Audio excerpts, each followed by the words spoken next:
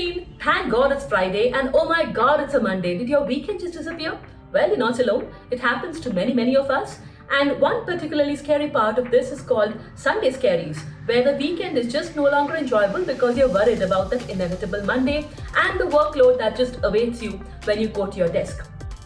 Welcome to ET Careers GenNext, where we decode the questions of careers today and tomorrow. And today we're going to discuss this situation and one possible answer to it, but it's called BMM. BMM? Well, it's not a bachelor's degree. It's called Bare Minimum Mondays. What are Bare Minimum Mondays? How can it help? And where does it not help? Well, we'll discuss that in this video. Stay tuned and just to hear us.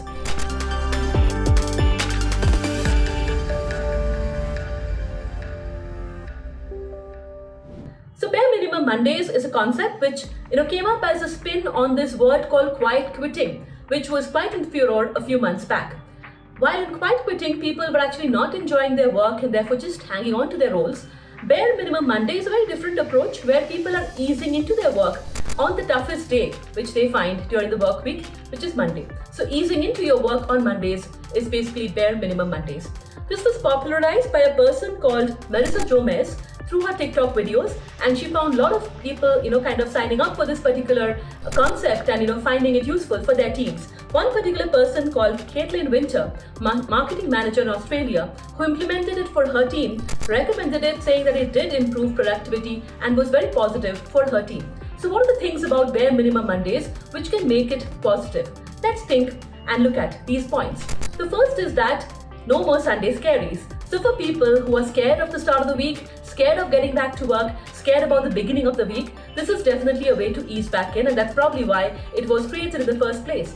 Second, when employees are happier, they're obviously more productive. So you can plan out your work and you can, plan your work in such a way so that the tougher tasks you can do towards the middle of the week maybe, and the beginning of the week is a little bit more easy, a little bit more structured, and that helps you be a little bit more productive.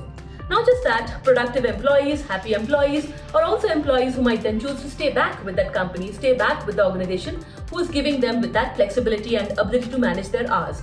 And therefore, more employee retention, which is probably good for the organization as well. But on the other hand, does it really work for everyone? The answer probably is no. And these are the reasons why.